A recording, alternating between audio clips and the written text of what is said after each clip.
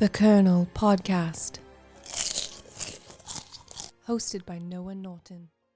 Hello, everyone, and welcome to the Kernel News Podcast, your source for reliable entertainment and movie news. As always, I am your host, your brave, some would say handsome, not many, but some, fearless leader, Noah Norton. Thank you for joining us today. Still no co-host. Everything's going just as I planned. You know what I'm talking about if you follow my one of my several fake Reddit accounts where I post threats and stuff online. You get the plan. There's, I can't say too much for legal reasons, but we survive another week. The integrity still there. So let's get going. We're going to go into the quick news section here. So we're going to get into some of the news, catch up on what's been happening throughout the week. It's been a big week. So we're going to talk about a lot of stuff like that. Let's pop it, lock it, butter it down, all right? Glad to be back. Coming on first, Dune 2021 is projected to lose over $100 million for Warner Brothers. This is a huge blow to WB that's already had so many issues. But that's just kind of the word around town. Within the Hollywood sex parties, they are saying the theaters will be deserted with its opening weekend only earning $15 million. You got to think that's a big blow for cinema. It's not going to be due to the scare of the Delta variant, though, however. It will be due to Timothée Chalamet not having the star power to spearhead a boring book adaptation. To me, this is very disappointing news. I am unabashedly a big Chalamet head. When I think of Timothy, it's more Timoth me, You know what? Hollywood be damned. Because I am not letting this happen again. All right? Tenet 2020 should never have happened. Not the movie, but the poor performance at the box office. And I am making a plea to all of the good listeners and watchers of this show. Go see Dune. Go support Timothée Chalamet and the beautiful, beautiful cast. I know Zendaya's in it, but still, there is a lot of talent in this production. Denis Villeneuve, please, if you have any love or respect for cinema, go see this movie. I am begging you. We cannot let cinema lose. If we let Dune fail, will there be a Tenet 2? Will there be an Inception 6? Because they'll start in the other 5 are dreams. But we cannot let this movie fail. Because then, what are we going to get next? Oh, Little Women. Oh, let's keep that story going. Oh, hey, let's watch another Lady Bird. No. This is so much bigger than just Dune. This is cinema. And we need to fight for this. We've suffered enough. October 22nd, 2021. Where will you be? Because I'll be watching Dune in the theaters. Packed. You better be there. Or I will be tracking most of you. And if you don't see this movie, there will be dire, dire consequences for you and your loved ones. Moving on here. Disney officially announces that they will never make a Lone Ranger sequel. And that they never plan to. Is this news, guys? What? I don't get why are they telling us that they never plan to? Is this because Armie Hammer's in trouble and Johnny Depp's in trouble? Is this reminding us they never... Is this real? Bob Chapek, CEO, came out and said, we're never making a Lone Ranger movie sequel. And if we did, it definitely wasn't around the Chinese Exclusion Act featuring Scarlett Johansson as a young Chinese woman. This kind of feels like they were going to make this. Hold on a second. What else are they saying? Oh, there's been leaks. But they're not real, according to him. Evil Kevin Spacey? Louis C.K. from the Dominican Republic? That doesn't make any sense. Why would they do... A return to form from Bill Cosby. Oh, wow. Okay. This is an ill-fated movie. I'm glad they didn't make this.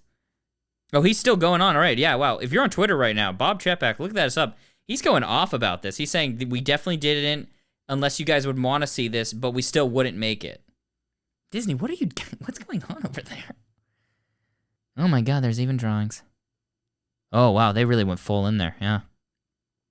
Well, don't have to worry about it. We're never going to see it because it wasn't a thing, but maybe. Moving on here. Christopher Godke. I'm the only one doing this? You kidding me? Nolan is currently being courted by Netflix. Apparently, Netflix commented on Nolan's Instagram post, which he had just recently formed to hype up Tenet 2. And it just commented a fire heart emoji that led to some DM sliding. We know how it goes, all right? I especially know how it goes. I do a little dating myself. Then Christopher Nolan and Netflix actually proceeded to go on a little date here, all right? Now, we haven't been told the full details, but apparently they rented out Dodger Stadium, and they watched some classics, Insomnia, The Following, you know, like some of the hits, you know? We don't know if it just stopped with dinner and a movie. I kind of think, you know, you're getting someone with the physique and attractiveness of Christopher God King Nolan. It didn't stop there. Let's just be real. But apparently it went so well that Netflix actually showed up on Christopher's doorstep the next day with an iPod playlist full of Hans Zimmer's best scores. And of course, all of them were Christopher Nolan movies. Now, I actually know this because I do circle his house regularly, you know, just to kind of get a scoop on what he's thinking for Tenet 2, you know, and I look through the windows. Apparently, they've actually even constructed sets for Tenet 2. They've started the process of building them to try to entice him over, going, hey, you know, maybe you can come over and just like chill in our Tenet sets for a little bit or something. You know, it's very cute. You know, I think this is a really interesting romance. I want the best for Chris. You know, and I don't think Warner Brothers is being such a dick to him. You know, like just treating him so. He deserves so much better than Warner Brothers, you know? And Netflix really, I mean, Netflix seems like they're trying, you know? And sure, they can't give him the theater experience. You know, they can't give him all at once. Because they're always going to be split between theater and streaming. But dang it, Chris, you know, I know you have to go with your heart on this one, but come on. Seriously? Netflix is really trying here. And I don't know, maybe this is a Romeo and Juliet thing. You know, just the auteur and the streaming giant. You know, tale as old as time. But we'll see how this goes. It's cute. Let's say that. It's cute and Warner Brothers. Yeah, I mean, get it together. You're gonna lose him. You know, if you keep acting like this. Alrighty, and moving on here. Following The French Dispatch, Wes Anderson has announced that his next project, currently shooting in Spain, Untitled, will be his last. Oh, this is so sad to hear. Yeah, apparently he's saying that this will be his last film because he's run out of white actors. Just frankly, he's run out of white actors to use for his movies, and oh, you man, this is a shame. But we kind of saw the writing on the wall. You know, now that Hollywood's getting more and more diverse, you know, what does Wes Anderson have left to direct? You know, oh, that's a real shame to see. No, he's already used Saoirse Ronan. Oh, that's tough. Oh, what about, no, he hasn't worked with, no, he has worked with Owen Wilson. Oh, he works with them all the time. Oh, man. Yeah, it's an unfortunate reality, but Hollywood's getting more diverse, and for, you know, some auteurs, what place do they have? My take on this is, it's a mixed bag, you know, diversity in Hollywood, Wes Anderson, you know, like, do we really need to get more diverse when it means less Wes Anderson? I think that's something that we'll have to reckon with, you know?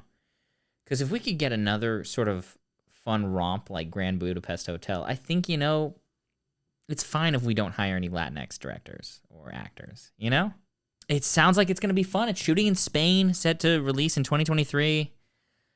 Oh, but it does sound like this might be the end for Wes Anderson. Oh, that's a real shame to hear. All right, I'm going to take a quick break for a second. Please enjoy this sneak preview of the Colonel's first original web series called Movie Buffs. All right, enjoy.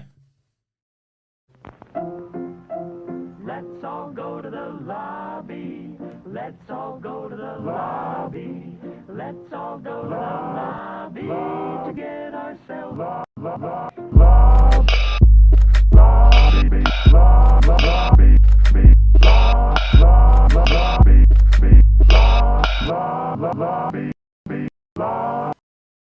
right, everyone, I hope you enjoyed that sneak preview.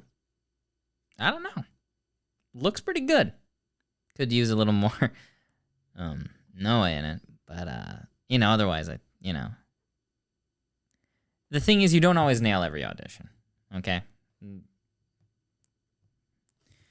So moving on here, we're going to go into our quick review section, all right? And our quick review is kind of like a catching up throughout the week, like movies and TV shows that I've seen, and I'll give either my recommendation or thumbs up, thumbs down, and then maybe you can make an informed opinion off this. You're like, oh, Noah said this was bad. I'll never watch it ever. Or Noah said this was good. I must watch it 40,000 times, So this is just to kind of help y'all out. But these are the quick review section. So going into it, The Green Knight 2021. A little too artsy for me. A little too artsy. Not really. I mean, here's what I'll say. Why did they all talk like wizards?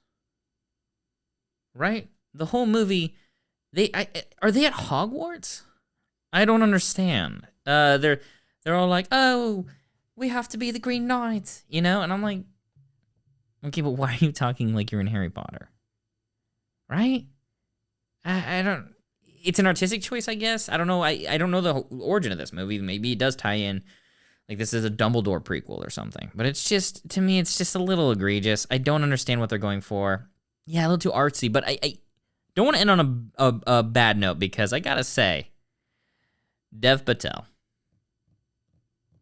I'm not gonna lie, he gets me bricked up. Wow. I don't care if he's even talking in that stupid wizard accent. He Expelliarmuses my heart wide open, let me tell you.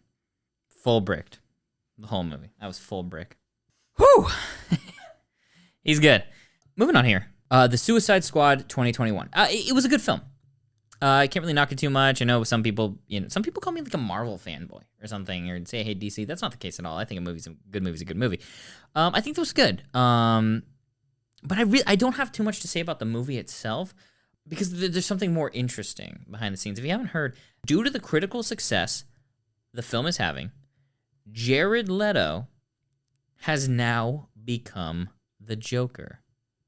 Now, I'm not saying he's not method acting. He is truly actually living his life like the Joker. I think part of this also has to do because Joaquin Phoenix he knocked it out of the park, and this tormented Leto.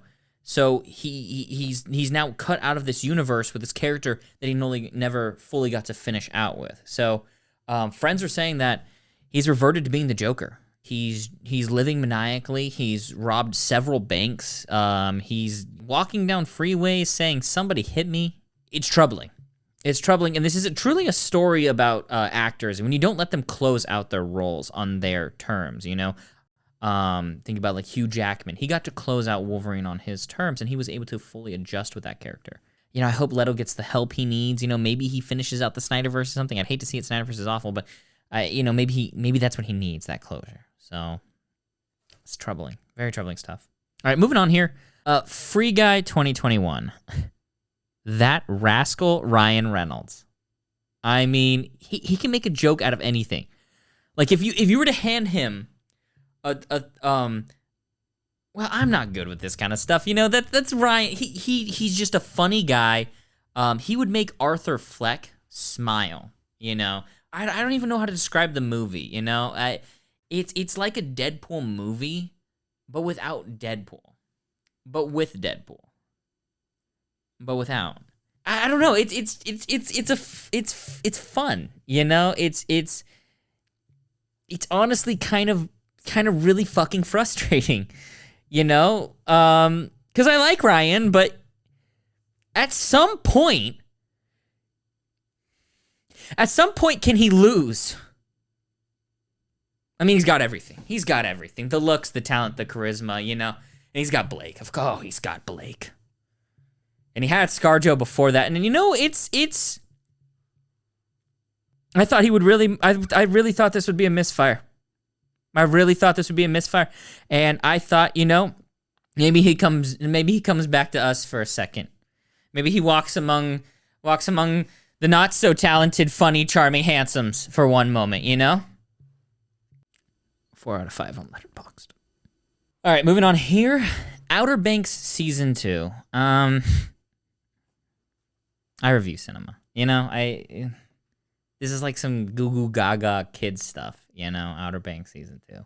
But, you know, there's an audience for it, so they probably, you know, someone wants me to let them know. I guess my thoughts on it, I really don't have many thoughts on this, so it's brief, but, I guess, like, Sarah, what are you doing with John B? JJ was her best friend.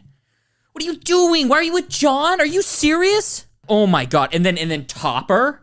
Are you kidding me? Topper? Kira, what are you doing with Topper? He's horrible. And then Pope just standing there like just being awesome and she doesn't appreciate him. Kiara, that pisses me off.